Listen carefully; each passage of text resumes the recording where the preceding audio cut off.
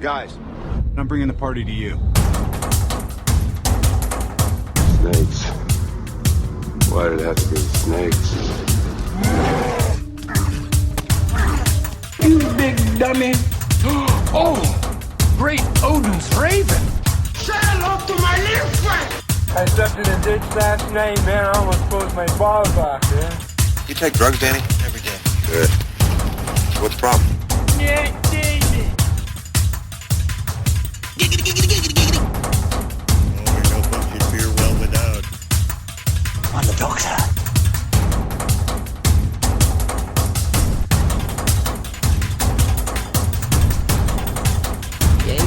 What's up, guys? This aggression will not stand, man.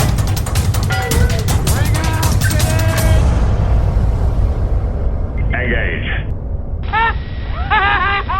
Quiet, numbskulls, I'm broadcasting. Hey everyone, welcome to the Pulp Culture Cafe, Season 14, Episode 418. Welcome, thank you. Once again, it is myself, John, our international correspondent, Paul. And, Hello. And Scott Wildman Podcast, which he's now regretting the name. Fuck. I'll be changing that. I will 100% be changing that. All right, he'll be changing the chat. So we're just going to get into it with some of the news that our news guy, which is Scott Wildman Podcast. I'm going to keep seeing that name until you change it. Yeah. RoboCop TV series is in the works at Prime from the house of the Blumhouse production company. It will tackle corporate greed. I suspect it's going to be Elon Musk greed and not Jeff Bezos greed. You're not going to have guys walking around saying, "Sir, I've been pissing in a bottle every day because they won't let me go to the bathroom in my warehouse." Yeah. You know, that stuff won't come up at all, I'm guessing. Mm-hmm. It'll all greed from the trillionaire. Well, while the poorly billionaires have to deal with it. 8 episodes in total. Ed Neumeyer, and I was very happy to read this. Ed Neumeyer and Michael Miner, co-creator and co-writers of the original movie, are going to serve as executive producers. That's good. That's interesting. Talk to the people who actually did it in the beginning instead of having your own take on it. Mm-hmm. Matt Foley, get your own fucking take on it.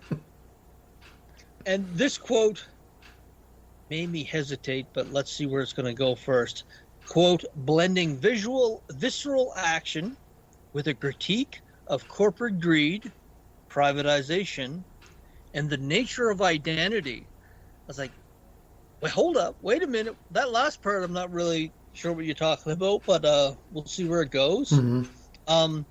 I think they had 2 sequels to the original movie, and I think they've had 2 series since then. Have either of you watched either one of the TV series? I'll be honest, I don't even remember them. Okay. Well, that's probably why they're able to do this then. It's coming out. It's going to be coming out in 2027. I'm cautiously optimistic. I don't like that it's on Prime because they tend to bastardize a lot of stuff that I like. New trailer for Lord of the Rings came out. Bastardized things that I like. Mm-hmm. It was funny in one of the articles. It was a Hollywood Reporter, which is pretty left-leaning. They had an asterisk at the end of it, and the last thing that said was, the film uses an uppercase C for cop, while a new series uses a lowercase c. And I looked for the asterisk, and I thought, are they referencing something in the story? The main article? They weren't.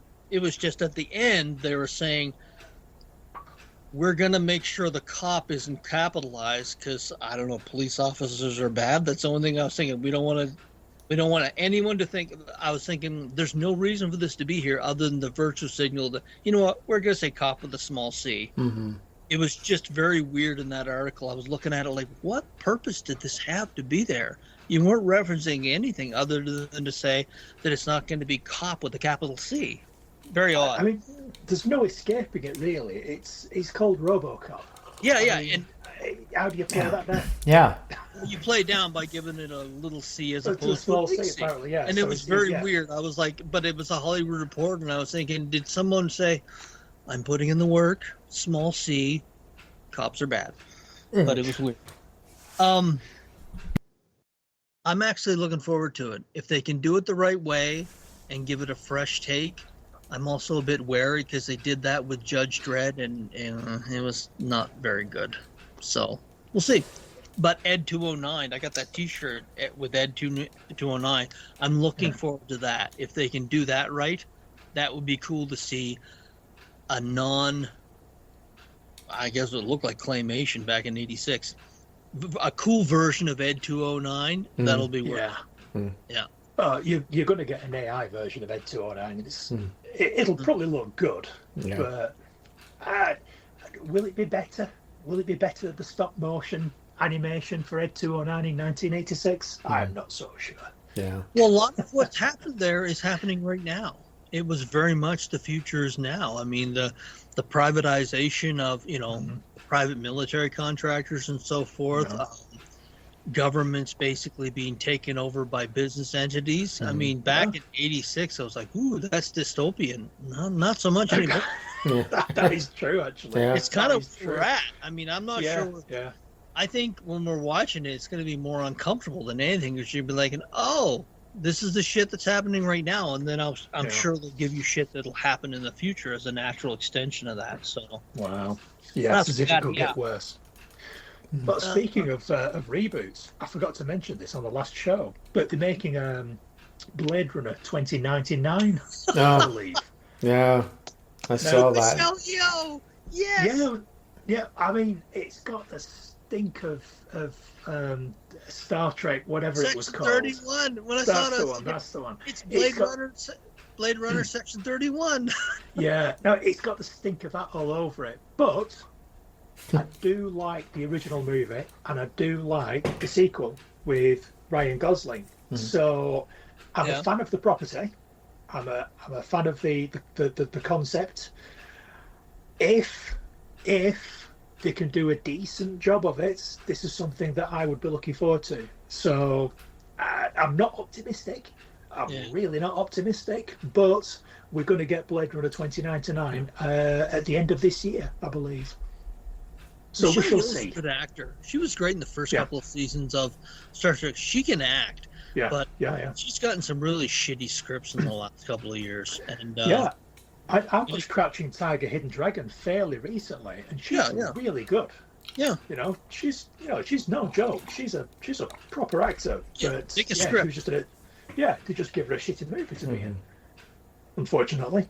I saw the preview and then I just went by it. Like I didn't even watch I just had no interest.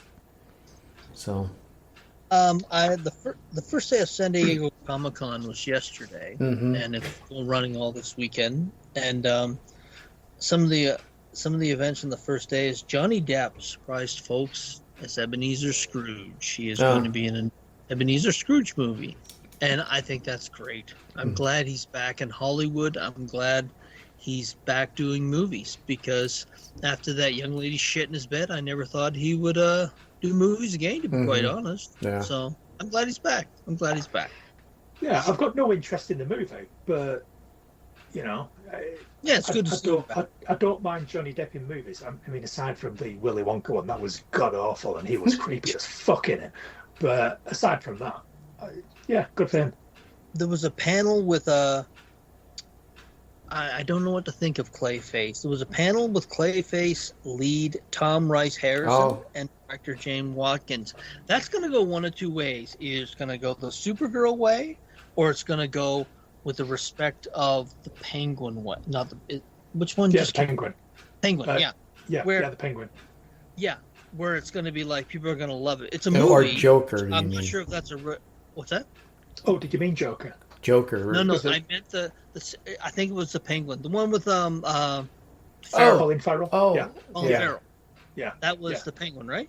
No, that's right. It was a TV show though, but it was very good. That TV show was beloved, And hopefully this Clayface, they did it in that same mold. I'm not sure if it's going to be a movie, and I'm not sure if it's a good idea making it a movie. Well, I don't know. I saw the trailer for it, and that was one of the things I was going to bring up.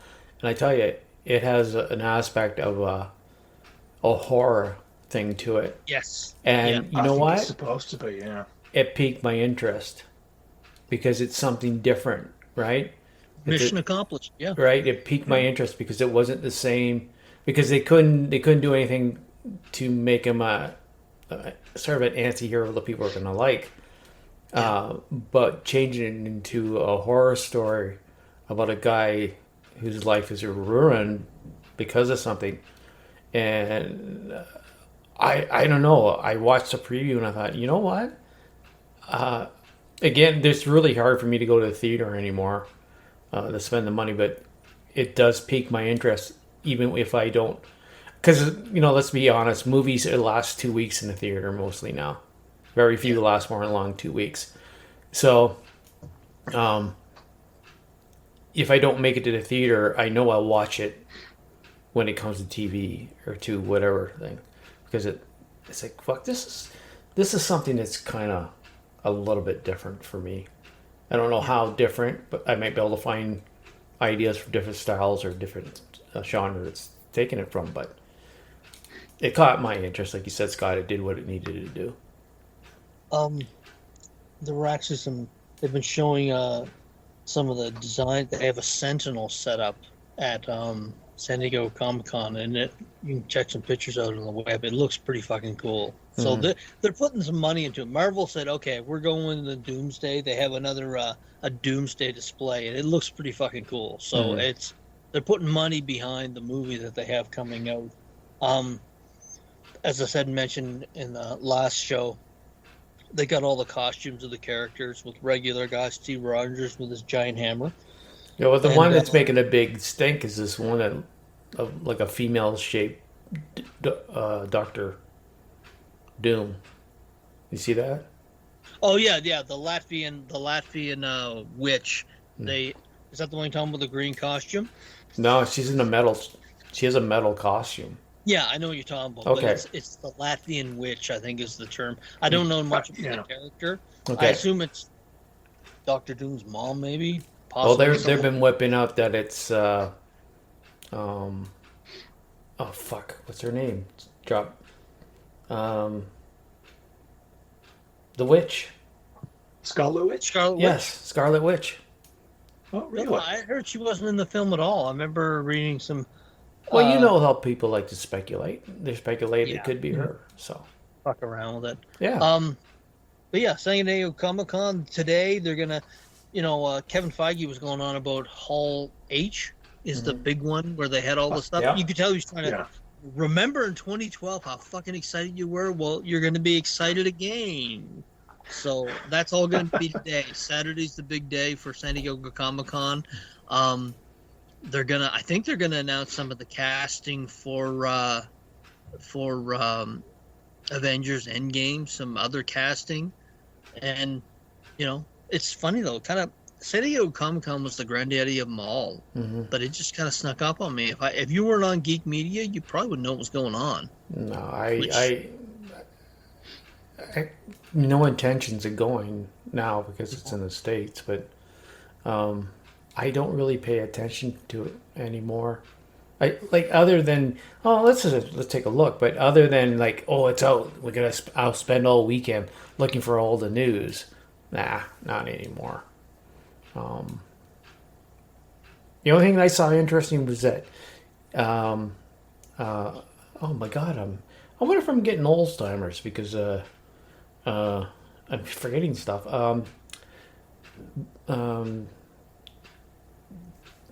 Rick Moranis, right? Yes, Spaceballs. Spaceballs. Yes. Oh, I saw that. Yeah, He come out and he was just overwhelmed with the response he got and stuff. Oh my god, it's Elvis. I mean, he was one of these beloved characters, and Ghostbusters also, where he just disappeared. Yeah. And it's kind of the exact opposite of everything, where someone's in your face 24 hours a fucking day, and then this guy just disappears, and he shows up at San Diego Comic-Con. Oh my god. Yeah. The audience, they were like, oh my God, it's Rick Moranis. Yeah. See, no. Yeah. Yeah. That's good. Because it's not a bad story of why he quit, right? It's an honorable story. It's noble, yeah. Yeah, and he comes back because he left when people loved him, and he come back. So, yeah. Supergirl. Did both of you see it? Yes. Yes. Okay.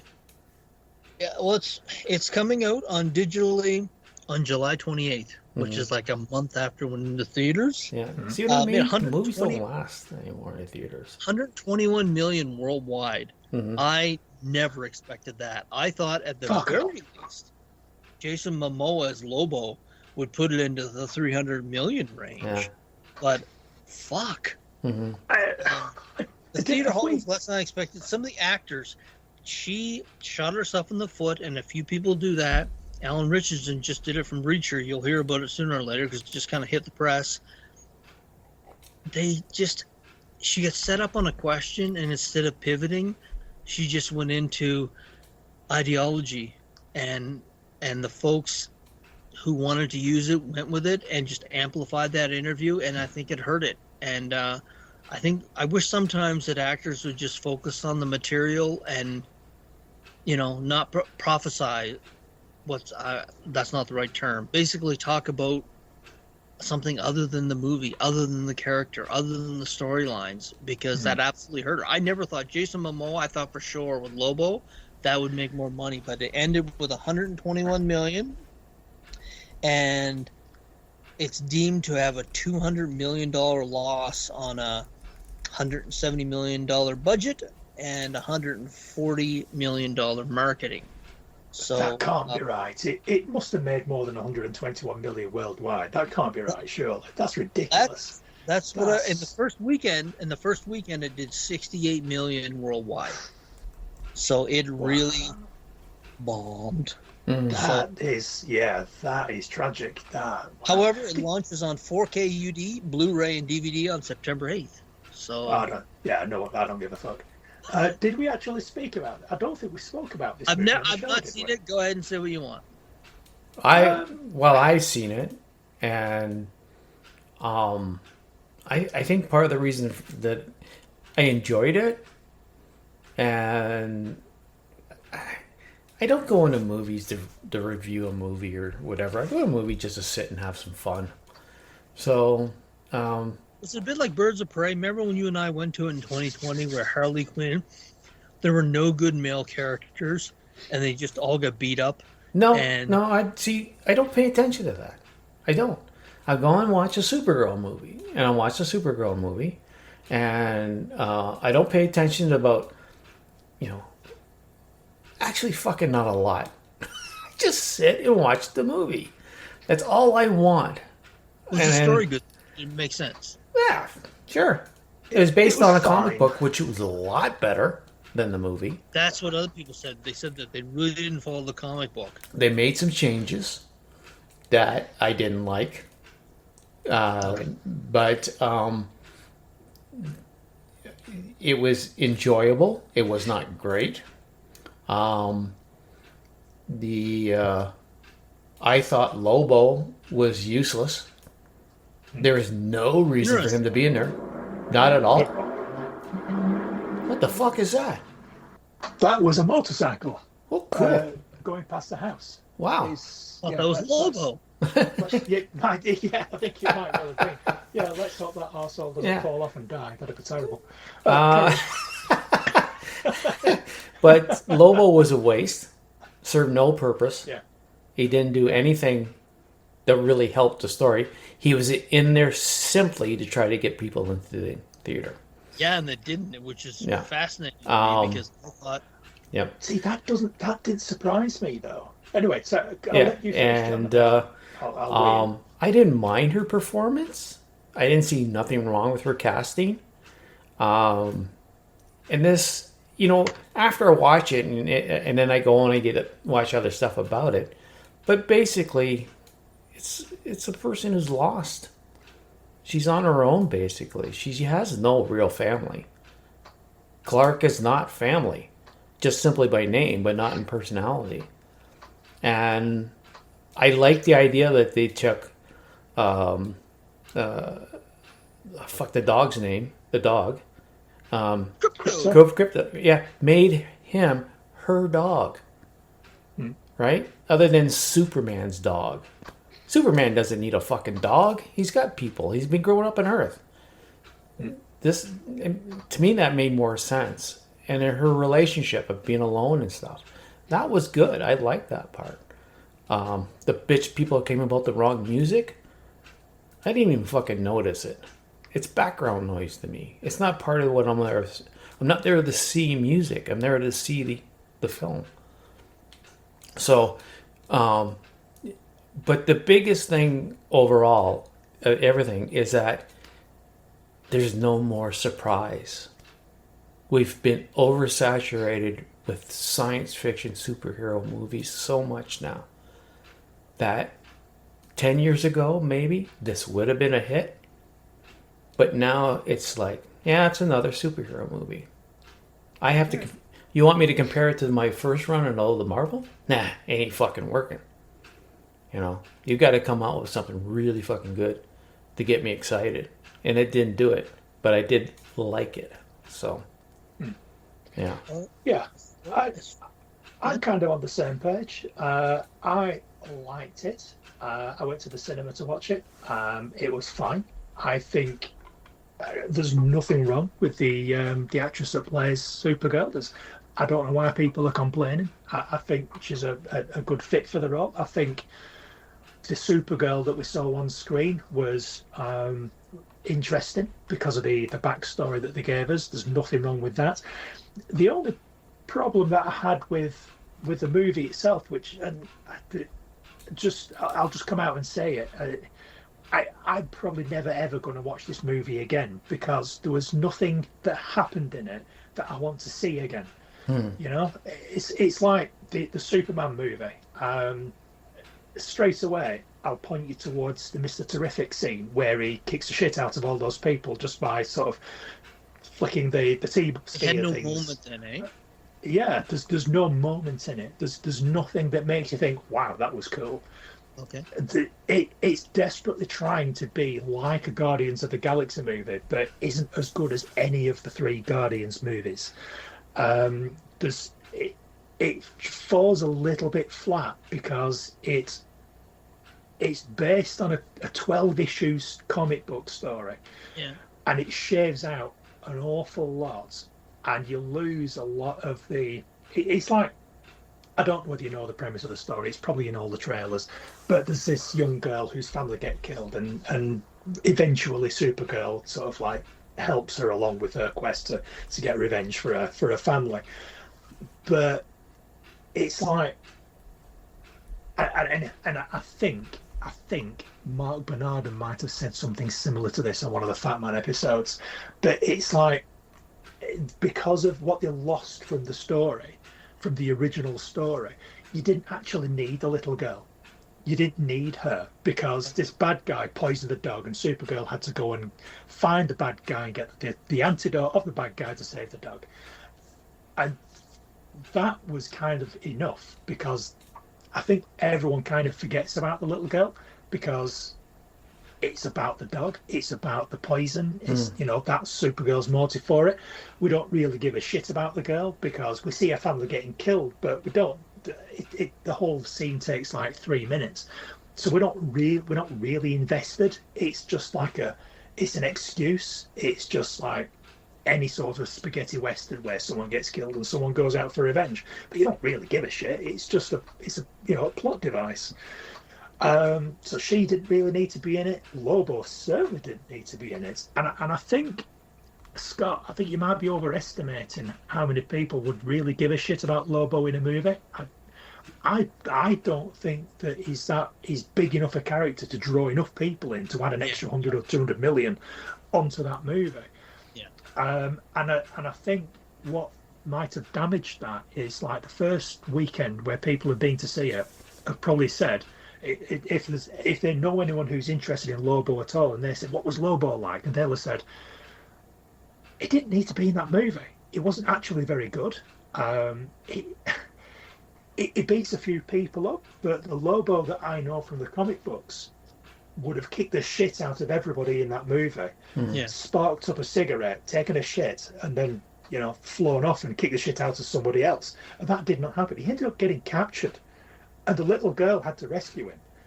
Oh. It's like, it's like, what? This is not what comic book fans would be expecting to see out of this. So the whole movie was, you were just sort of sat there like, and like me and John are both saying, what it does, it's absolutely fine.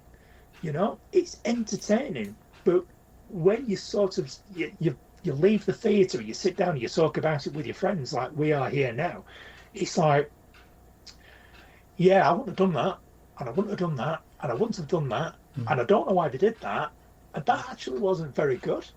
And ultimately, like I say, I'm never going to watch this movie again. It's not. There's nothing I want to see it for. There's nothing good or cool happened that makes me want to watch it again, and that's its biggest problem. And I think that will have hurt its sales because nobody will have been to see this more than once. They'll have only been to see it once, and the people who did go and see it once might have said to their friends, "Just wait for it to come out on streaming because you don't need to see this at the cinema."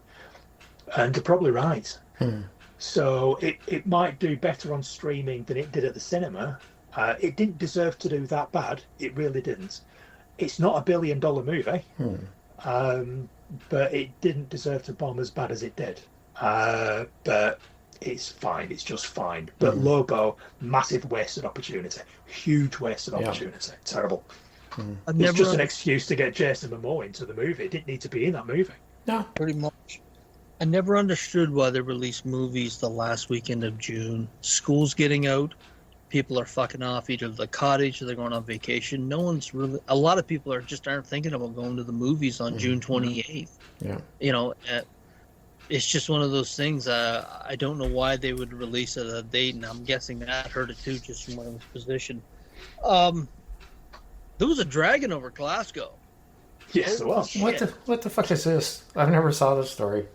There was a dragon that was modeled after Syrax, House of the Dragon. Which dragon is Syrax? Who owns that? Is that... I don't care either. No. Is that Matt Smith's dragon? Yeah. Correct. That's his dragon, isn't it? Spotted flying over Glasgow. It's a stunt to mark the beginning of the Commonwealth Games in Glasgow. That's right. Yes. Commonwealth Games started the other day. In Glasgow. Yeah. The dragon is 8 meters in length, but just weighs 28 pounds. It's basically just carbon fiber and aluminum. It's powered by impellers, which is a distant cousin of propellers, I guess, hidden in the legs. Wow. It has over 20 moving parts, including head, tail, and wings. I noticed its wings were flapping because I'm watching now. Oh, really? Wow. Yeah, 20 moving parts.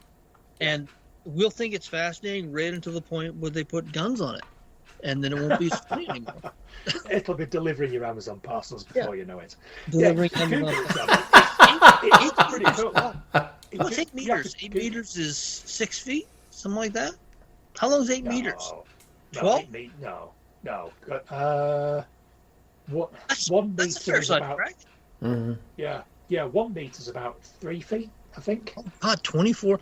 Like, you could see it. The pictures it looked awesome. Like, you're sitting there saying to yourself, they've made one. You're going to see this used more. But I thought it was kind of cool. Brought attention to the Commonwealth Games. And in Glasgow, Scotland, which are kicking off here in a little while ago. This one I read the other day. Luke Skywalker's severed hand and lightsaber used in The Empire Strikes Back. So have you guys heard the story yet? What? No. Is this going up for auction by any chance?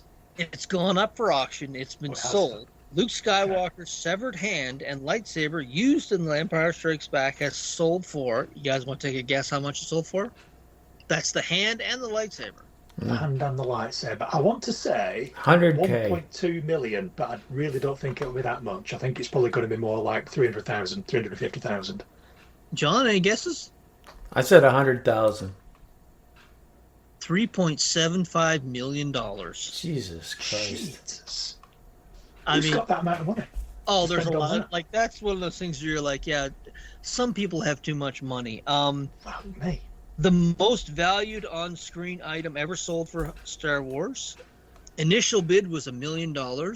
The initial bid. There'll be an awful lot of people I have thinking, always "Fuck." said that organized crime launders money through stuff like this. I've always believed that, and I also believe there are Saudis and folks in wealthier areas of the world who just have so much fucking money. They're like, "I'd like that, please," and they just go buy it. Yeah.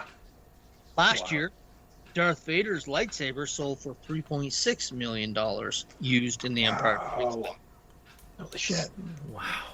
So, the actual hand was made of an actual cast of Mark Hamill's hand. So the hand is actually Mark Hamill's hand. But that's fucking amazing. Like, that is amazing. $3.75 million for a severed hand and a lightsaber. That's so much more than I thought. But the comment section was like, that's the holy grail, though. People don't realize that that movie, to many people, is iconic. It's one of the, when you have people, just the general public, list off their top 10 movies, there's a very good chance that movie's in it, even if they're sci-fi fans or not, just because it's such a masterpiece. And that's such a pivotal point that some of the folks in the comment section were like, that's the holy grail. That's like the resurrection of Christ, where it's like, that pivotal scene of about 10 minutes, a lot of shit happened. So I'm not surprised, but $3.75 million. Fuck. Yeah, that's a lot of money to spend on a severed hand and a lightsaber. But yeah. If I was rich enough, then I'd have probably bought it, but I'll have to do without. Fuck. That's a shitload. Did you guys see the X-Files Lego? And I know, John, you'll be interested in this if you haven't seen it. Have you seen it? I did see it. I have no interest in buying it, but I just thought it was fucking interesting. You watched the minute? Did you watch? I watched it because Gillian Anderson's in it, so yeah, I'm gonna give it a whirl. And then I'm watching what she's doing, and then I look and she goes, "Oh, for fuck's sakes!" Okay, well, I'm sure some people will buy it, but it is I don't know whether it's a lot for Lego. It is a 1,478 piece set. Is that a big? Is that a big Lego? Okay, that sounds like a lot. There's a scene in it. There's a line in the scene where it's, "I don't remember you being so small." That's Gillian Anderson says. Now there's a double entendre there, because she in an interview once said that David Duchovny is a big boy downstairs, and Tia Leone, his ex-wife, has said publicly that he was a big boy down there. Yeah. So when they said that, I was thinking somebody in that department was winking at each other and saying, "Let's put that in there. I don't remember you being so small." And I was like, "You naughty bird." The person who made it, Australian fan designer and 3D artist Brett Waller, submitted the original idea to Lego. So it was just one of those things where they went to Lego and said, "You know what? Let's do this cool shit." Its retail price is $199. That's not bad. Starting in August 1st. And I don't know whether you know of this, John. There's literally a section of Lego enthusiasts called the Lego Insider Early Access. These are folks, and I did a bit of research on this. These are folks with their Lego memberships can get new Lego toys 3 to 4 days before the general public has access to it. Oh, wow. They are the Lego VIPs. Yeah. And it's going on sale for the general public on August the 4th for a rich price. I think that's $199 USD. So I'm guessing it's about $250 Canadian. Yeah. But Gillian Anderson, when I saw her do the commercial, and I was sitting there saying to myself, how the fuck $250. That's how they got her to do the commercial. So it worked. It worked. Now, if I'm walking in to pick between that and then the classic Batmobile, which is a $200 Canadian, sorry, Batmobile's taken over. I'm not getting because it's the Batmobile. This is just a little round thing with figures, right? Yeah. You've got to be a real X-Files fan to Yes. want that Lego set. Yeah. That's Should not have for just me. made an even 1500 and put in David Duchovny's giant cock. Yeah. And then, like, here's the thing, like, Star Trek now is being done by Lego. They introduced the classic bridge Lego. Okay, yeah. Still, no. It's just, does it look very technical to build, and all you get is the little figures, which, according to rumors I've heard, sometimes those little figures are worth more than the whole thing, right? Yeah. So, as much as I'm a Star Trek fan more than a Star Wars fan, I would still pick, a Star Wars thing, because it just, I don't know, they seem to have a lot more, and it's a lot more interesting. Like, I've got 2 Star Wars helmets that I bought, and Iron Man bust sort of thing. Mm-hmm. There's a couple of Star Wars helmets that have come out that I want those. There's the like the AT-AT driver helmet, and something else. There's just something about those. A little round figure with these little figures in us. No, fuck. You'd have to be a real diehard Star Trek fan to want to spend that money. I mean, I spent $500 on the fucking Enterprise, and oh fuck, yeah, I did, and so. I'm just looking on Amazon now for all the different Lego things. I browse Star Wars Lego fairly often because I just don't have space. Yeah. I just don't have the space. Sometimes I'm tempted to pull the trigger on an X-wing or a Scout Walker or something like that, because I think they look pretty cool sets, and they don't look too big. I look like a Millennium Falcon, but I've nowhere to put it. Nowhere to put it. But yeah, I'd quite fancy the Star Trek Enterprise, but it's next generation, and I think I'd prefer the original series Enterprise if I was going to get one. Oh, believe me, I would like that. When that one comes out, I'll be. If they do come out with the original one, or even the movie version, I'll be fucking laying down the money for that.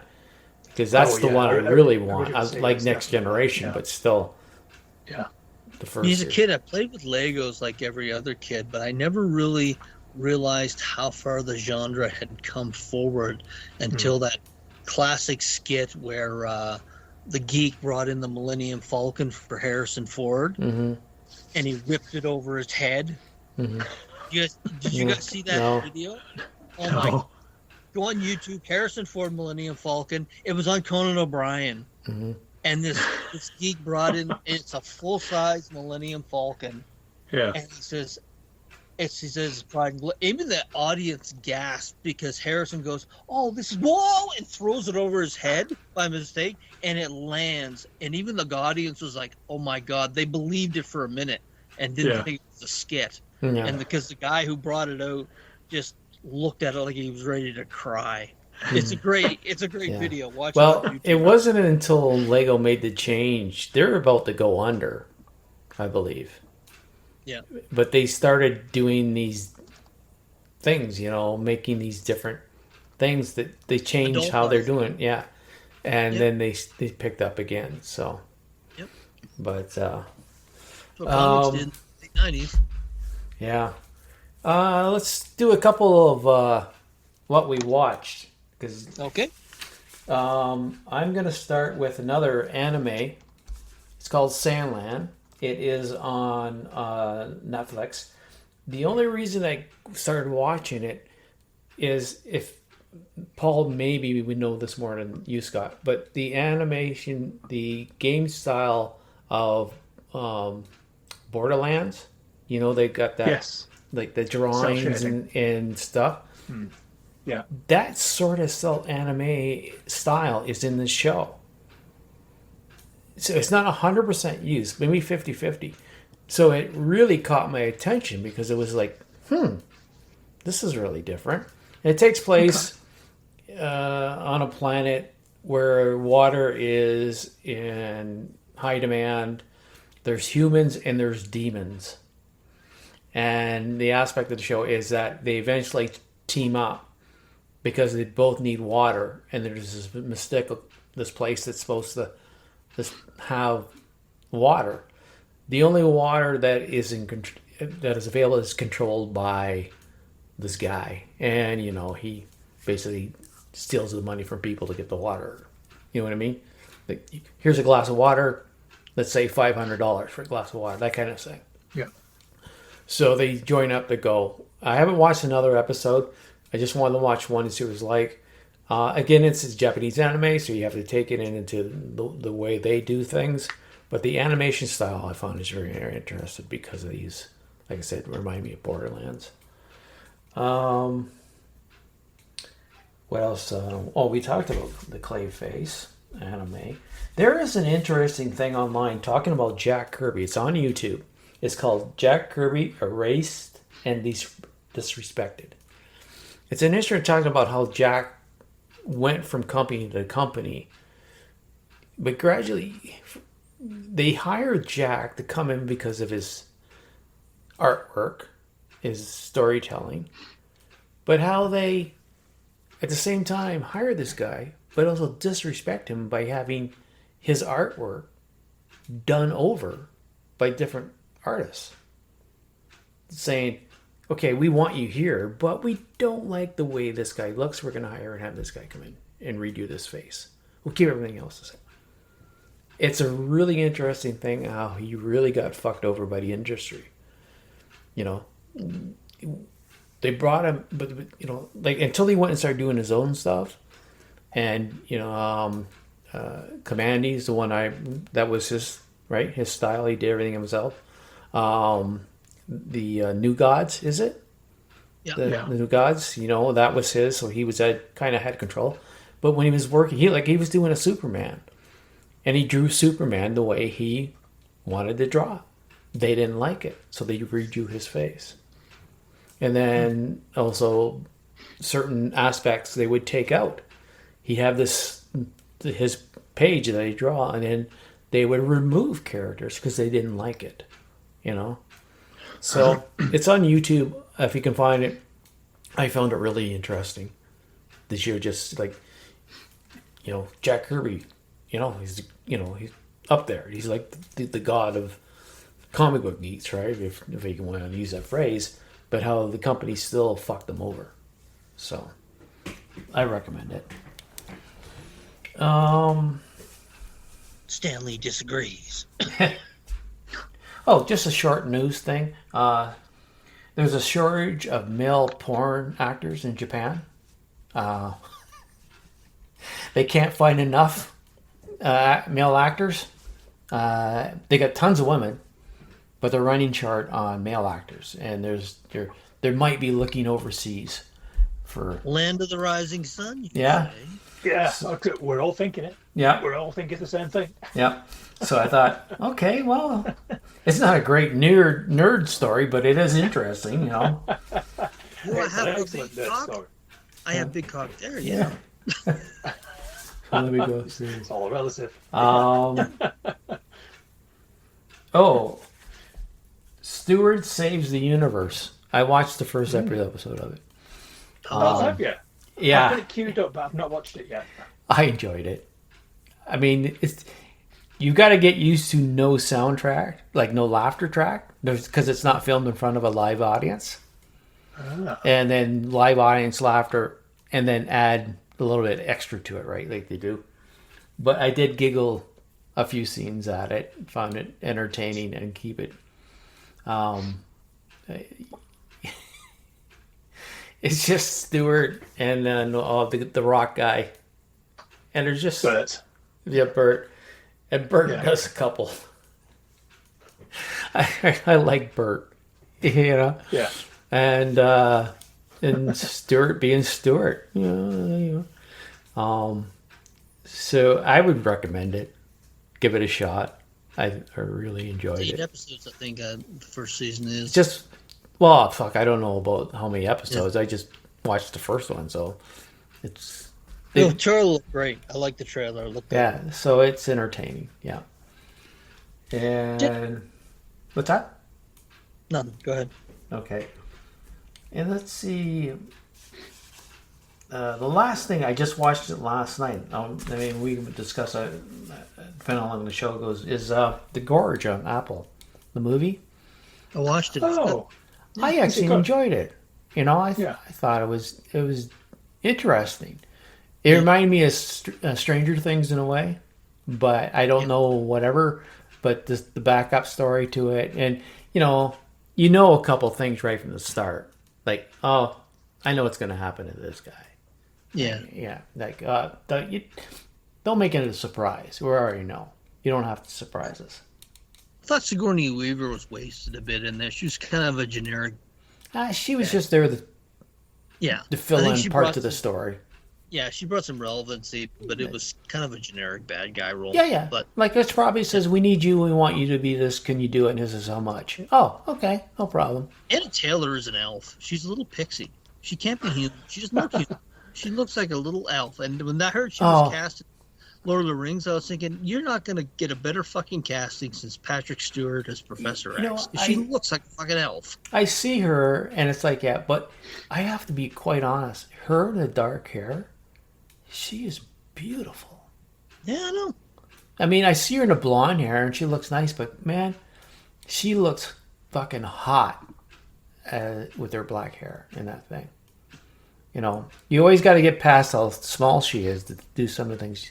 Like, she didn't actually, a lot of physical stuff, it was with guns, the physical stuff, but the guns, I could accept that because you just got to be able to, hold it and whatever.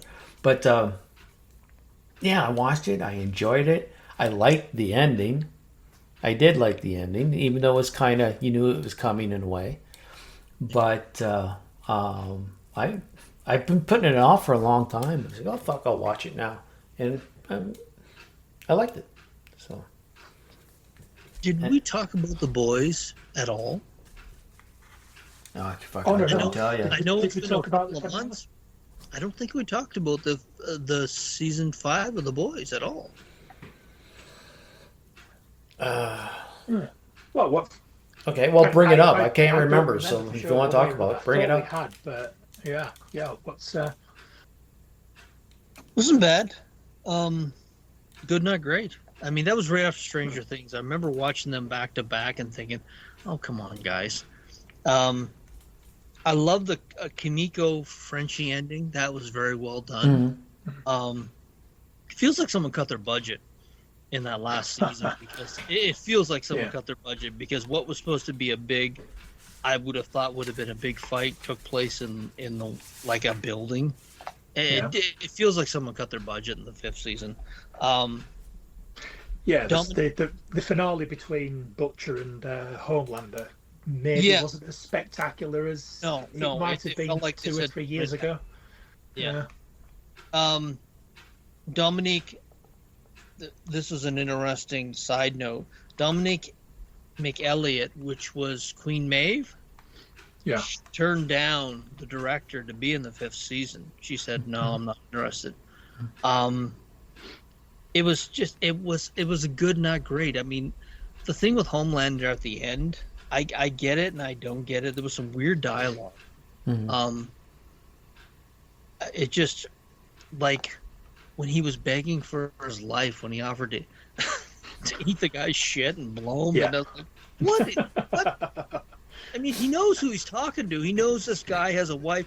He's not going to think, he's not going to think that this guy would want someone to blow him or eat his shit. It was very. I didn't get the dialogue, it was just the guy so pathetic, knowing that he'll throw out anything to see if something will. But that's what I mean. And I'm thinking, you want money, you want power, you want women. I think you'd like to have your dick sucked and for me to eat your shit. It was just weird dialogue for that character. I think, to be fair, that's probably the type of thing he would expect someone else to do for him if the situation was reversed. So I think he was throwing out what he would want someone to do rather than what he would think Butcher would want him to do. To be fair, that would have been the thought process in the moment. I was thinking, Susan looked at me like, what? Yeah. Because she wasn't watching. You walked into the room and she's like, what did he just say? It's like, oh, this dick needs shit. Yeah. And that's what Susan said to me. She said, I'm glad I didn't watch that last season. Okay, all right. Yeah. But it was okay. But it just felt like they did. The big thing is that I felt they had their budget cut in the 5th season because I've never read the comic. Have you guys read the complete story in the comics? No. Yes. No, I haven't. You have. Yeah. Did it end that way? No, okay. It started swerving off from the comic book story very early on. Okay. There was a couple of nods. I mean, Hero Gasm was, I think, a miniseries that span off from the original story, but they put that in there just to like make the link. The characters, the names are the same, but the whole thing was much different to the comic book series, which I was disappointed with because I would have loved to have seen the comic book brought to life on the TV screen. Like I say, there were certain elements where they put that into the TV show for reference, but the story itself was so far removed. Yeah, it really was. I had to just suck it up and just like, you know what, it is what it is. I'm either watching it or I'm not. So I just had to put up with it. It's like I can't remember. I might have said this before, but in the original comic story, the boys all get given Compound V right from the very start because they are sort of the government tool to rein in superheroes that go too far. Everyone knows that superheroes are all perverts and they're all sickos, and they're all completely corrupt and all this, that, and the other. But if it's too public, if it's too far, then the boys go kick the shit out of them, tell them not to do it again. That's the premise of the comic book, and that's essentially what happens for the to begin with. That's how it goes. But Butcher does have it in for Homelander. He wants Homelander real bad, but it's essentially just who we're kicking the shit out of this week type of comic book, and it was great. It was fucking great. People were shocked that Anthony Starr didn't get a nomination. They said he never. I don't think he got a nomination for Homelander during the whole series for an Emmy, like for his acting, and he really nailed that part. He is. Yeah. This is the show that a long time ago that Paul had mentioned to me. I can't remember the name, but he played a criminal, but he took over for a cop. Banshee. Yeah, it's brilliant. Yeah, it's fucking excellent. And I keep meaning to go watch it, but I don't know why this guy hasn't get more claim for his work. He is such a good fucking actor. So many guys. Charlie Hunnam comes to mind too. There are so many actors that just they shine on the small screen and it never really translates into the big movie. Well, it's not even a big screen. I just find it. He's like, look at this guy. You're telling me he can't perform? You know, his facial expressions do more sometimes than fucking words, right? Yeah. So, just the way he looks with his eyes and expressions, the way he carries himself when he's moving, when he's walking, with the presence in the scene. Yeah, it's just good acting. Yeah, it's a shame, but I think. And I've only got a Twitter post to credit this, but I gather that he's not actually that nice a guy. That might have something to do with it. Okay. But again, I am going off one Twitter post that was going on about who's nice and who isn't in the cast. He has said he's had strangers in public walk up to him and say stuff from the show, and he's like, "Don't do that." He'll be with his family or be with friends, and someone will come up and quote something from the show, and he says, "It's embarrassing. Don't do that. If you want to talk to me, say hello, but don't yell out shit from the show." So he has kind of scolded fans, and I think that's of course. So that's. I don't find that his problem. I find that the fan problem. Yeah, Right. exactly. Yeah. I know he has said that very publicly before, and I think that's where some of the asshole persona comes from. Yeah. Is people Yeah. like, well, he never let me do whatever I wanted to do, so Yeah. he's the bad guy. Yeah. He didn't want me to Yeah, treat it's him like just a regular boo-boo human on Twitter. being. Yeah. Yeah. Yeah. So. But I gotta go, guys. Okay. So I'm gonna Fuck head out off. and finish up, and Yeah. we'll see where we're going Yeah. from there. Okay. Have to- All right. Bye. All right. Take care, guys. Fingers crossed. Yeah. Thank you. Okay. I'll Speak keep to my you soon. penis crossed. Okay, so how about we just go wherever then? How's that? Go wherever. Yeah, Yeah, let's wherever do you it. see. Yeah. Because I do have some other stuff that I highlighted. I know you do. Yeah. So I talked about Snadland. We talked about the Clayface. Yeah. Are you much of a Looney Tunes cartoon fan? Classic, yes. Yes. Yeah. Anything beyond Space Jam, I'm not that Yeah, interested in. But are you going to mean the Wile E. Coyote? Oh, yes. No, I do love the old Roadrunner cartoons. Yeah. I am interested. Yeah. It has my interest. Uh-huh. Now, whether it will be any good or not, because mixing cartoons and live action is a bit of a worry. Mm-hmm. It's not the sort of thing that I think works. Yeah. I mean, even Who Framed Roger Rabbit, I didn't really like that either. Oh, really? No, it's because I love cartoons, I love animation, I love the Warner Brothers stuff, Looney Tunes, all that. So that's all the classics.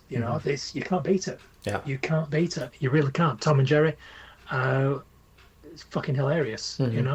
But you try and modernize it, live action stuff, it's diluted. It's just not the same. You can get away with literally anything in a cartoon. Yeah. You can do literally anything in a cartoon. As soon as you put cartoons with live action, the cartoons are limited by the live action, and it's just not the same. Or if you do try and do something bonkers, it just looks silly. Yeah. It's just I'm just not a fan, but I'm interested because I do like Wile E. Coyote and Roadrunner cartoons. So I'm curious, but we'll see. I was having a good giggle watching the trailer, especially John Cena speaking like Tweety Bird. I don't tweet with the taw, So Yeah. Oh, and I forgot to mention this when Scott was there, but John Cena now is scheduled to come to the Edmonton Expo this year. Is he? Yeah. So it'd be He nice seems to see like if an he shows actor. up. I don't take anything for yeah. granted anymore. This is who you're hoping to bring. Yeah, that doesn't mean he's going to show up. So No. Who knows? He might get a better offer. Someone says we'll pay you $100 million to make a film that week. Yeah. He's gonna say yes, isn't he? yes, yeah, I think the only people who go to Comic Cons are people who don't have anything better to do. If we're being honest. yeah. I've got nothing that weekend. You're going to pay me this much? Sure. Okay, I'll come over. Yeah, sure. Yeah. Good. A couple of $1,000 just for turning up. Yeah, I'll do that. Pocket money. Yeah, you've watched Project Hail Mary. You went to the theater to see it, didn't you?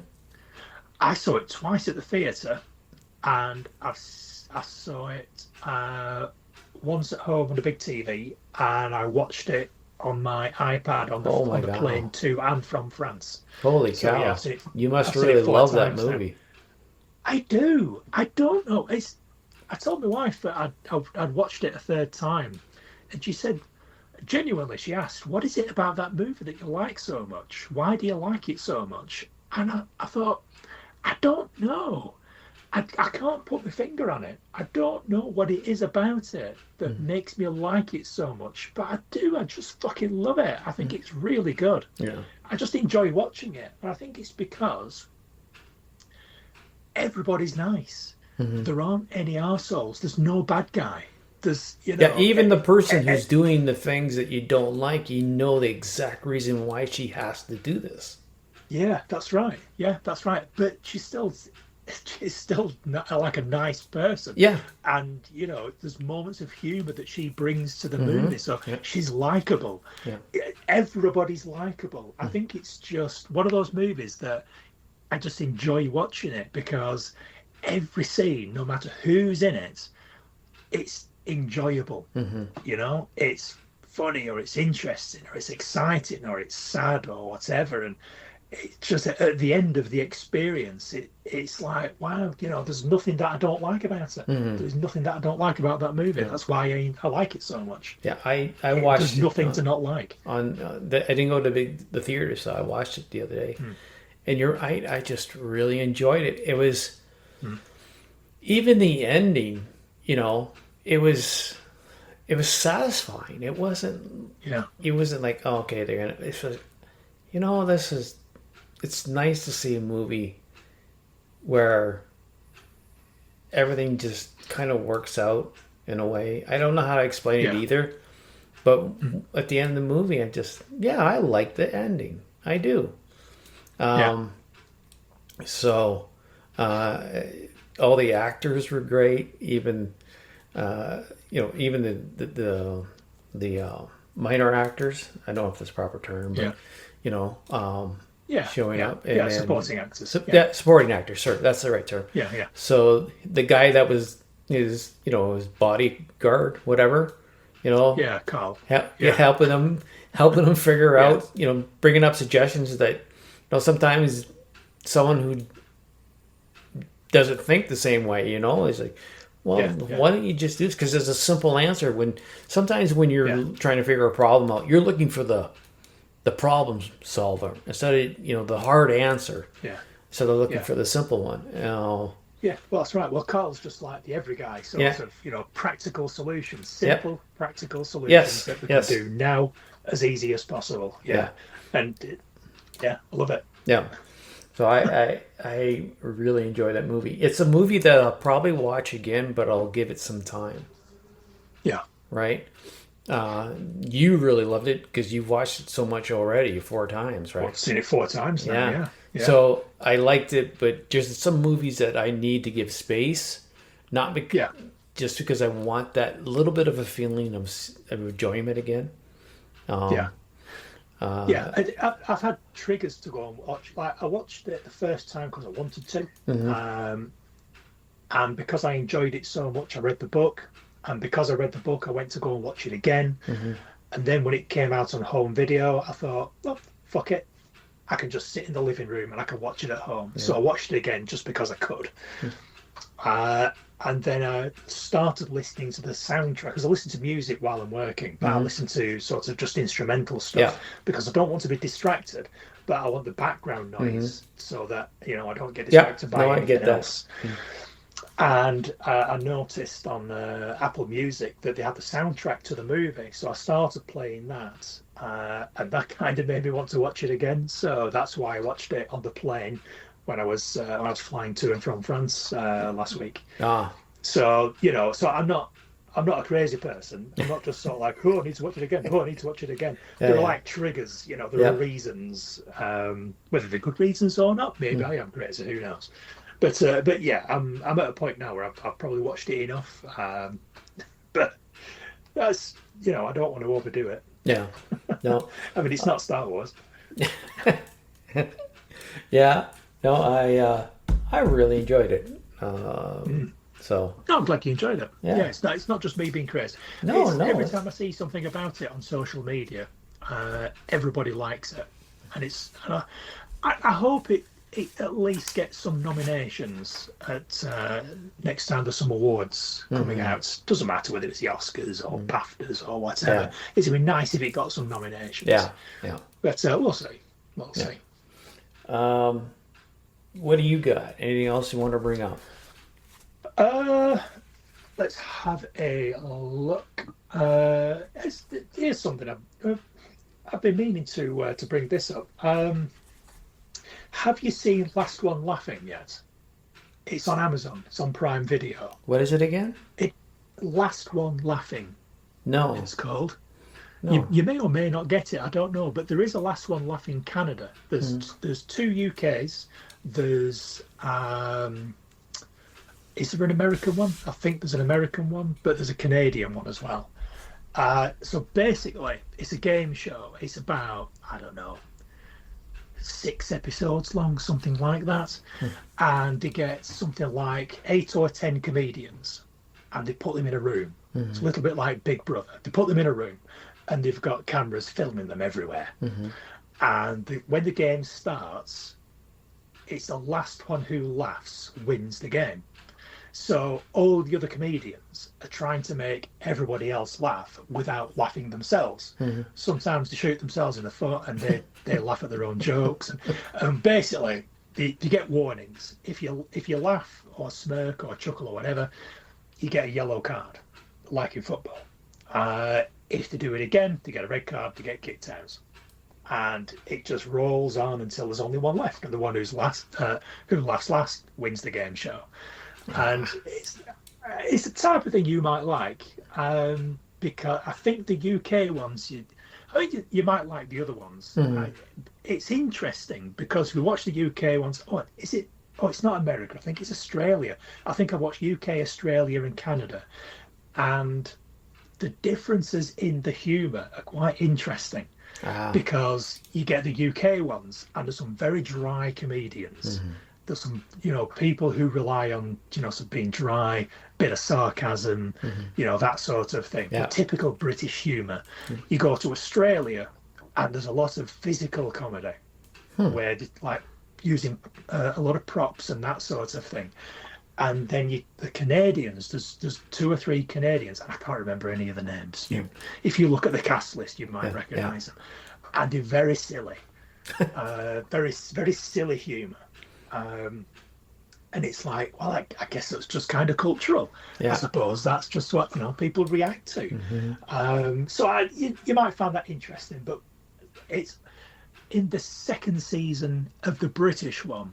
Diane Morgan's in it, who plays Philomena Kunk. Oh yes, yeah. And she does it every now and again. They get to play a joker or something, and basically what happens? So they all mill about the room, and they're all just like randomly just trying to make each other laugh, and they just sort of like they walk over and do something, and someone will laugh or they won't. And then if we play a joker, everybody has to stop what they're doing, go and sit on the sofa or the chairs, watch the stage, and then the one who's played the joker does a bit. They've got their opportunity to do something that they've planned to try to make as many people laugh as they can, and everyone's got to watch them. And I won't tell you what Diane Morgan does, but there's a female comedian sat on the sofa, and she's watching Diane Morgan play her joker and do her bit, and she's trying so hard not to laugh. She starts crying, and she's keeping her face straight, but her eyes are wide open, and tears are rolling down her cheeks because she wants to laugh. And when it finishes, there's a pause, and there's a break every now and again. If someone laughs or whatever, they have a bit of a break, and they can get it all out of the system. And when they have this break, this woman makes herself poorly because she's been holding in these laughs. She actually makes herself poorly. She's in so much pain because she's been trying not to laugh so much. And then when she finally gets kicked out, when she gets eliminated, they usually go and join the host to watch the rest of it unfold, and they all sort of like talking about all that. But she can't. She gets taken away for medical treatment because she's made herself poorly. And honestly, I think what if you could just, even if you just look it up on YouTube, Diane Morgan, last one laughing, and if it's just that clip of her doing her joker thing, basically she's on stage just reading out of a book, and I think you'll find it very funny. So either Google that clip on YouTube or just watch the whole thing, because it's brilliant. It's very good, and there's quite a few people that you'd probably recognise. Some you might not, but you watch quite a bit of British TV, so you might recognise some of them. But there's a lot of very funny people there. So that's all I'll say about that. But obviously I found the UK one the best, because culturally that's my type of humour. Yeah. But you might like the Canadian one, you might like the Australian one, you might like the UK one best, but give it a go. It's good stuff. Okay. And it's good stuff. And the seasons aren't very long. You can smash them out in a day. Oh, really? You know, it won't take you long. Yeah, Okay. it won't take you long. Yeah, I'll have to look it up. Absolutely. Yeah. Anything else there, bud? You got this. I think I got mostly what I had written. Oh, my 2 comic reviews. I'll do those. Yeah. You got one. That's right, 2. Yeah. Yeah, I've got one. You do 2. That takes us to about an hour and a half. Okay. Yeah. All right. I'll throw anything else in there because I think I've gotten. I have and then 2. the rest of it we'll do next time. Well, I got 2 TV shows to talk about. Okay, we'll do those. Okay, so the first one I haven't watched. I've just started watching it.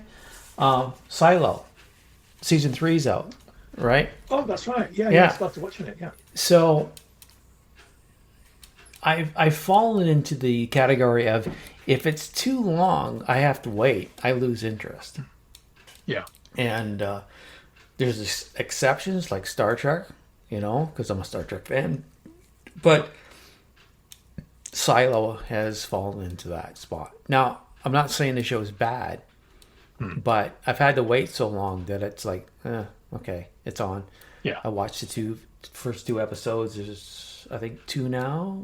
There's 4 together, I think. I've enjoyed it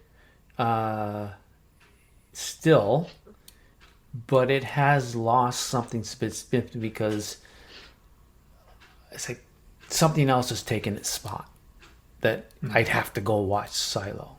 Something else has come out where I have to watch it. I can get to Silo when I want, whenever I want. Yeah. So it's still interesting. The premise of what's happening now is kind of, okay, well, let's see what happens. Yeah, I mean, it's still good. Basically, that's what I'm saying. But it's become I don't need to watch it right away. Like Reacher. I don't need to watch right away. So. Yeah, I'm kind of the same. I really enjoyed the first 2 seasons because things were happening. Mm-hmm. It was interesting. You know, you were learning new things. There were surprises. There were twists. Juliet had to sort of like, you were like, oh my God, how's she going to get out of this? How's she going to find a way back? How's she going? It was there were challenges to overcome, and it was kind of exciting. But in this 3rd season, there's kind of a bit of a spoiler for people who haven't watched it yet. But in this 3rd season, the whole dynamics changed because she's back in the silo, and she's no memory of anything that happened previously. So the whole dynamics changed. There's nothing sort of exciting anymore. It's all like, when is she going to get her memory back? And at the end of the day, what's going to happen when she does? Because I don't really know what's happening. Yeah. Because we don't know, as the audience, we don't know what's happened in between the end of season 2 and the beginning of season 3. Because the end of season 3 was a cliffhanger, where it's like, holy shit, are they going to survive? Yeah. And then season 3, everything's back to normal. But we don't know what's happened because Juliet's lost her memory. Yeah. So it's like, well, I don't know what's happened either. And it's kind of annoying. It's sort of getting to a point now where I'm starting to not give a shit. But I don't want to be in this position because I really enjoyed the first 2 seasons. So I'm kind of like you. Yeah. It's lost its magic a little bit because the story has taken a bit of a turn that is less interesting than what came before it. So they're not building on that. It's not getting better and better. It's not getting more interesting. It's sort of nosedived a bit. It's like, well, nothing's happening. Nosedived and leveled, right? Like it's gone down and it's just straight line because you don't get anything really, I find, exciting. Yeah. Right. But nothing's happening. Nothing's happening. It's just like, okay, this little, okay, but it's just it's almost like our ratings on Libsyn. There's a little bump, but nothing. Yeah. So, like I'll see what happens tonight. Usually on a weekend for me are movie nights. I don't know why I can't watch a movie during the week for some reason. It's just the way I've always done things, so I'm in this groove. And TV's but going to turn itself off. I just need to press a button. Ah. Right, sorry, carry on. that's it. So I'll see what's going on tonight and watch that. And the other show I watch is another Apple show, and it's Widow's Bay. About Ooh, I did like that. yeah, I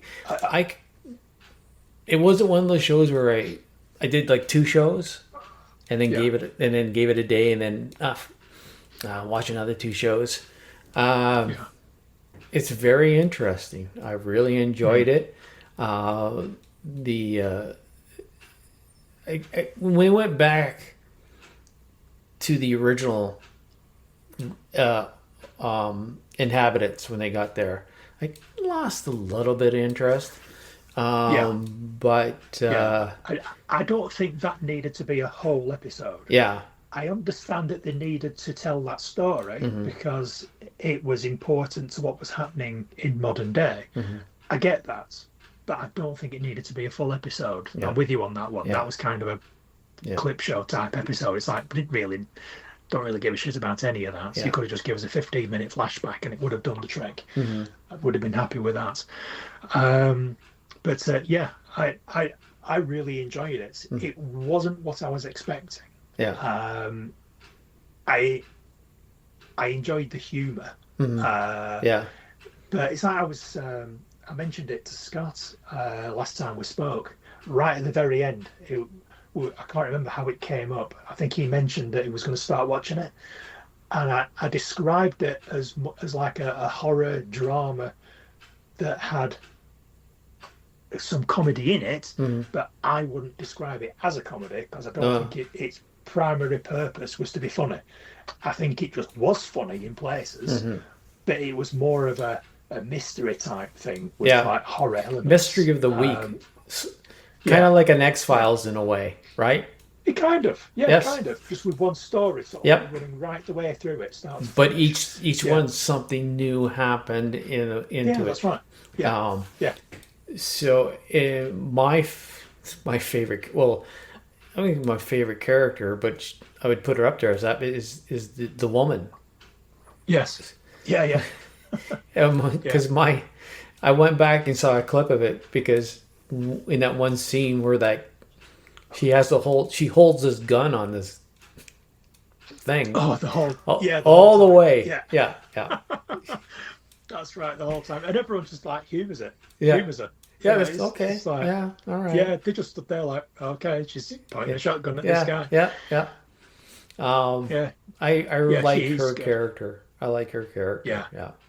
Yeah. Great performance as well. Yes. I mean, I don't know what she's like. I don't think I've seen her in anything else. I don't know what she's like in real life, but it's the type of performance that you should be getting nominated for an award for because it's so good. It's one of those performances that really brings you into the show, makes you forget you're watching a TV show. Yeah. It's just natural, you're just watching a character, do something, and you're not aware that you're watching a TV show, which is very good in it. So natural. Yes, exactly. Because like when she gets to the end and the guy shuts the door, she goes, thanks. It's just the way that it's like she's not scared. Like she's scared, but she's also like in control and just being the same polite person that she's kind of is. But, that's right. And the like you said, they just don't. Okay, why are you holding the shotgun on this dead person? Oh, okay, all right. It's just normal. Yeah. Now, I can't remember if it's been picked up for a second season or not. I think it has. I'm fairly sure I've seen that it's coming back for a second season. The only thing about that is I just find I felt it very well contained for one season. Like you didn't really need to go anywhere else. There is a little bit of a cliffhanger in that they mentioned something and it's probably easy to miss, but they're talking about all the legends, about the myths about the island, and about, you know, the mystery around it. And there was something about when the bell rings, the island expects that number of sacrifices. And right at the very end, when the mayor's driving off with his son, you hear bells ringing. Yeah. You hear a bell ringing. And I think that's a reference to that particular myth. And the number of bell rings is how many people need to be sacrificed. And there were quite a lot of rings. Yeah. So I think you can easily do another series. So it was kind of self-contained, and it might have just been one of those twist endings where it's sort of like, oh shit, you know, this, you know, that is still going on. But we're never going to hear from it again. But if you're going to do a second season, that's probably where it's going to go. Because I know they created the link between the mayor, his son, and the island. Right? Yeah. But see, you're making that statement. Is there other things beside the sun? Well, other different mysteries that are like this whole island is like an X-File island, right? Yeah. So many different things, Lost. or a Twilight Zone island. Yeah, exactly. Well, it's like the guy who disappeared in the basement. Yes. They've got like the storm shutters, and the guy just disappears from the basement, and clearly is being taken by something into the storm. We don't know what that is. Yeah. We don't know who or what took him. We don't know what's behind those shutters or where it leads to. So there is depth to it. Yeah. There are still things that haven't been explained yet. Well, not that any of it was explained, to be quite honest, other than just that it is supernatural, if that's an explanation. Yeah. So we know why there's some supernatural goings on, but we don't know all of it yet. So I think this will be one of the shows where it's probably going to take a while, like everything it does with streaming. It may be one of the ones where I am going to like look forward to it again, right? Yeah. And want to watch it when it comes out because of the style of the show and what they're doing. Yeah, hopefully so. So, okay, we'll get the comic reviews, the quick two. Yep. I have my first one is from IDW, and it's Red Shirts, the second volume. They did a first volume talking about the red shirts in Star Trek and how they go through and what happens to them. Well, this is part two of that, following one of the main characters who turned out to be, if you haven't had time to read it, okay, sorry, but I'm not very good at getting around things, so now I'm just going to spoil shit. The lead, or the final character in the first book, who was the last surviving of a group of red shirts, he was actually stranded on a planet for a while, but he was rescued first by the Romulans, and now he's been changed into a operative for the Romulans. And so in this version, it's kind of like the edge of the universe where Star Trek is at, Starfleet is at. But it's so far out that they're kind of run not like a Starfleet, but kind of like a criminal organization by the character who was found out. We found out, not Starfleet. We found out that he is a Romulan spy. He's been promoted. He creates this group basically out of people he pulls out of prison. So he says, you can either serve out your time or you can come work for me. And basically what they would do is they're just a criminal. Like they go around, steal stuff, make plans, steal here and there. In this one, we are introduced to a group who is, I forget the unit name now. There's a title, I think a U group or something like that. Shit. Okay, I can't find it. But so it follows this group of individuals who are working for this guy. They're planning a drug switch. You know, we'll give you this and we give us the drugs so we can sell the drugs to make money. Yeah. The title guy in this one, he was a terrorist, got caught.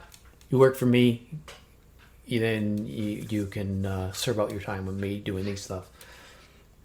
They go on a routine switch, ends out bad. The original series, there's one episode where they had the gorilla with the horn and the white gorilla. You remember that guy? Yes. That character shows up, slaughters the whole team, except for this one guy.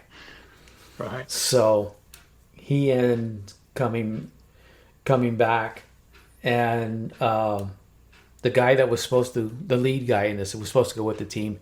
So he's there when he comes back. He opens the door. Everybody he has known is just the inside. Blood pours out of the shuttle.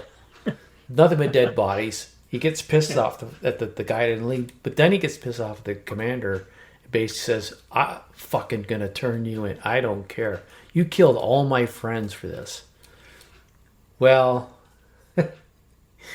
he knows he's on. The guy says, "Well, once the thing is off, you're dead. I have to get rid of you. You're gonna turn me in." There is an Andorian in there. You think's part of Starfleet, ends up not being part of Starfleet, but part of another Andorian thing. And they're bringing him in for the Andorian side, not the Romulan. We can get this. Not the Romulan Starfleet trader, but this new guy. And but it's basically, this is what happens to red shirts. You go into a situation, you're slaughtered. You're cannon fodder, but you're cannon fodder for a drug smuggling ring. And so it ended there. I actually I enjoy this more than I did the first book, because okay, that's good. Because it's more. We know the bad guy. It wasn't just. There was a backstory to the first one but this one we know that this guy is both working for himself and he's working for the Romulan Empire. And we have a terrorist who wants to take this guy down, not knowing that he's a traitor and working for the Romulans. And then now we got the Andorians in it, trying to figure out what the fuck's going on. So I did. I'm glad I didn't have it on my pull list. But I picked it up anyhow, and I'm going to pick up the rest because I enjoy the storyline. Every time I look away when you're talking about comics is because I'm looking for them. Yeah, I know what you're doing. See if I can get it. Yeah, red shirts. Oh, that's good. That must be season 1. Yeah. Season 1. Yeah, Kindle edition. Yeah, £1.49. It's called Ghosts of the 21st Century. That's the working title for the Book 2 series. Yes. Oh, that's not bad. All 5. So was the 5 issues in the first? Yeah, there was 5. First run. Yeah. Yeah. Oh, that's actually not a bad price either. Yeah, I can get them all for Kindle. All 5, £7.41. Yeah, £1.48 each. The first one's £1.49. That's good. Yeah. So the one that you're reading now is Red Shirts. Ghosts of the 21st Century. Right, so it's not issue number 6 of the first run. It's issue number 1. Got it. Let's just add that there. There we go. Right. Okay. Excellent. Okay. And I'll do my one, and then we do yours. This one's called Sicko.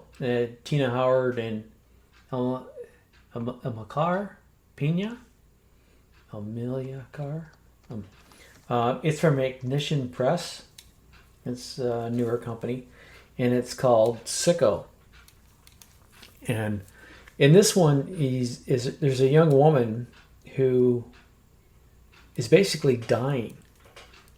They can't figure out why she's dying. She can't.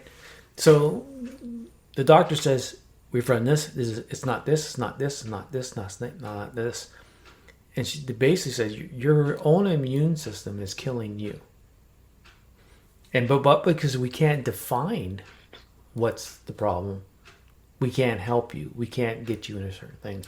Closest we can do is put you in palliative care. And she basically says, well, no, there's got to be something. There's got to be something happening to me. There's got to be a reason. So she escapes. Well, before she escapes the hospital, there's a confrontation between her and is it the doctor or somebody in the hospital? I can't remember. Where her immune system physically leaves her and attacks this other person. And when her immune system leaves her, she feels great. But the immune system's only there for so long and it comes back to her. So It's kind of like her, now she's out and about, they're trying to stop her. She's not infectious until she decides sort of to let it go. And she doesn't realize this until she's in the confrontation with the doctor and another group. And so now this is the adventures of her. I don't know where the fuck the story is going to go, because is she going to be a good person or a bad person? Because she only feels good when her immune system leaves her for a little bit. So does it mean she's going to go out attacking people so she feels good? And you don't see the actual after effects of the attack, but you can see the person's not well now because she's been attacked by everything. So again, it's another book away from the mainstream superhero stuff that I'm starting to enjoy more and more. And I will, I think, add that to my pull list so I get it to see where it goes. Because I've never seen this story before. I personally haven't seen this type of story before. Yeah. I like those. We used to read quite a bit of those. Like the old classics, like was it Airboy? That sort of thing. Yeah. It's just different stuff, not just superhero stuff. Something that's actually sort of told a different story. You know the one that still pops on my head all the time? Little Big Man. Yeah. I still think about that book. Still one of the best comic books I've ever read. I kind of don't remember parts of it, but the overall is just, I just enjoyed that book so much that it still pops in my head. So, So what's the one you got?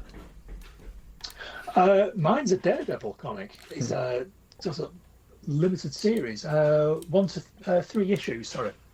Three issue miniseries. Cold Day in Hell. Don't know whether you've heard of it or not. No. So basically, it's best way to describe it is kind of a Dark Knight Returns type story because it's set in the near future. There's been a Third World War or some sort of or a war, whatever, and basically in the future everyone's living in poverty. Everyone's sort of like that's scratching around. It's not like an apocalypse like Mad Max. There's people still get up, go to work, that sort of thing, but food is very scarce. Power, that sort of thing. It's everyone's living in sort of very poor conditions. Now Matt Murdock has lost his powers, so he's basically just a blind guy, but he works in a charity shop. He does good, all that sort of thing. One day some terrorists set off a bomb, and it's like I think it's like a chemical attack, and basically Matt Murdock's powers start to come back, but he's an older guy, so this is where the Dark Knight Returns reference comes in. Starts to get his powers back, but he's much older. He can't do everything the way that he used to be able to do. He doesn't have the same strength or energy, that sort of thing. It slowly starts to get better, so that it sort of like it works out the kinks, blows off the cobwebs, starts to become a better Daredevil, but it's temporary. Whatever chemical was in the bomb that went off, it's a temporary fix, and his powers just sort of like just cut out. every now and again. So it's got that threat of sort of he's trying to swing around and he's fighting bad guys and that sort of thing. But all of a sudden, he just stops being able to use his radar, and he just turns into like just an old blind guy again. So there's that risk of when is this going to happen. I think they kind of try and keep it a secret for as long as they can, but it's kind of obvious, so I'm going to spoil it a little bit here. But the big bad guy is Bullseye. I think that's kind of obvious right from the start, but he's a lot older. He's got gangs working for him. He's got trophies that he's collected from superheroes and that sort of thing over the years, because there aren't many superheroes left. They all died in the war, or they've died since, trying to do good things and been killed or died or whatever. So it's kind of one of those worlds, like a post-superhero world. Everyone's living in sort of poverty and what have you. It's quite interesting. I think because it reminds me of The Dark Knight Returns, I quite enjoyed it. It's a decent story. I think it ends quite generically with a fight between the good guy and the bad guy. So there's nothing groundbreaking about it, but it's just a decent story told well over the course of 3 issues. So anybody who's a fan of The Dark Knight Returns will probably like Daredevil Cold Day in Hell. So I would recommend that you give it a go if it sounds interesting at all. I enjoyed it. I'm a fan of Daredevil anyway, so that helps. I'm a fan of Dark Knight Returns, so that helps. But yeah, it is what it is. Told in the future, post-war, post-superhero world. It's a Daredevil story. Okay. Have at it. Okay. That's it. Quick and easy. All right. Okay. I think that's it. We got quite a bit in of stuff, and I'm sure you still have stuff on your list that you can be for another time or whatever. Oh yeah. The important stuff, the current stuff, like your Star Trek that we talked about in the last show, Masters of the Universe, Supergirl. We've talked about all of that. Everything else is just stuff that I'm just watching, just catching up on stuff that was at the movies early this year or last year that I've been watching on TV. So that can wait. We're almost at 4 hours here, so total time. Yeah. 6:45 in the evening here. Get myself something to eat. Just get you some grub.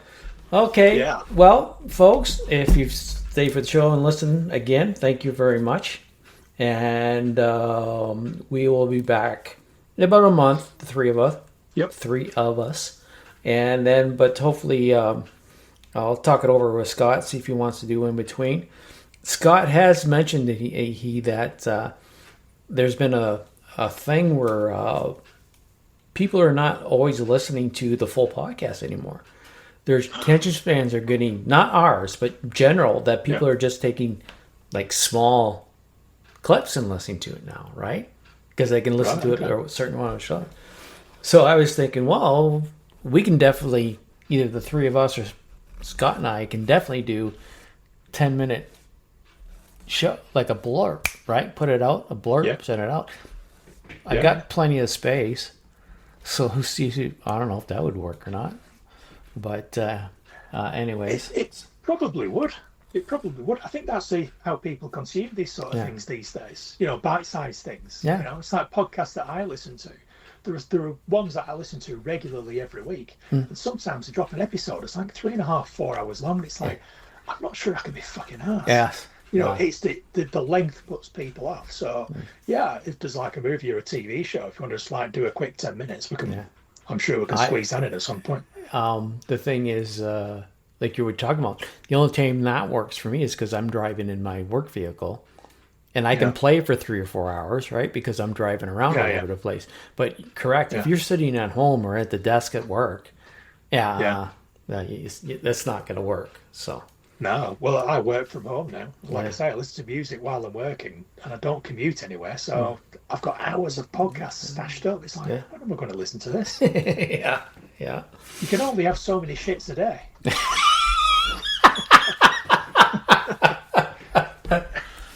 Okay. I don't know how I'm going to word that. But I'll put poops a day. Yeah. There we go. I think I can get away with poop.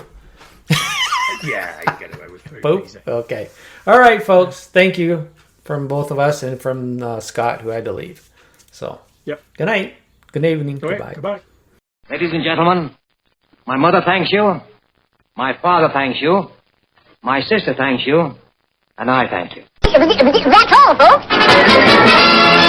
Thank you. Come again. Why, you little?